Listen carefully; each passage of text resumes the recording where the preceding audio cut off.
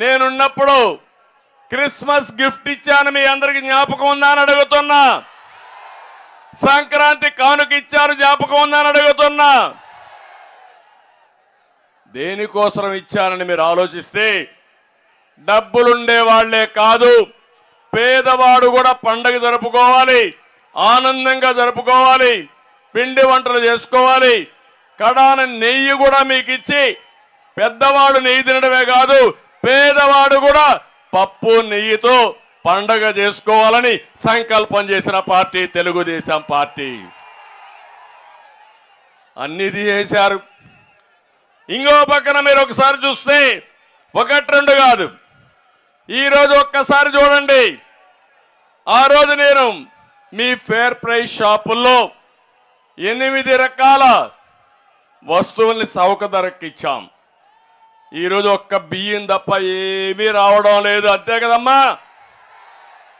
ఇంకో పక్క మీరు చూస్తే, పేదవాడు ఎక్కడన్నా భోంచేయాలంటే అన్నా క్యాంటీన్ తీసుకొచ్చాను.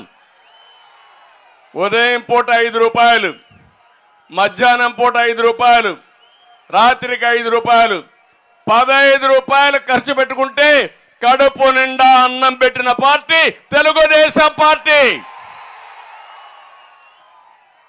అన్నా క్యాంటీన్ మూసేశారు, చాలా సంతోషం. ఇక్కడైతే బేబీ నాయన గారు అయితే అన్నా క్యాంటీన్ మూసేసిన నేనున్నానని ఈరోజు అన్నా క్యాంటీన్ ఇక్కడ తెరిపించి బ్రహ్మాండంగా రన్ చేస్తున్నారు.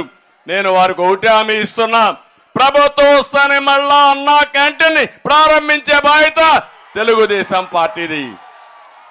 ఒక బొబ్బిల్లోనే కాదు, రాష్ట్రం మొత్తం పెడతాం. అన్ని అవసరమైతే అన్ని నియోజకవర్గాల్లో పెడతాం, మండల హెడ్ క్వార్టర్లో పెడతాం. పేదవాడికి అన్నం పెట్టడం మన బాధ్యత. ఆ కార్యక్రమానికి శ్రీకారం చుడతామని చెప్పి నేను మీకు తెలియజేస్తున్నా. ఇంకో పక్క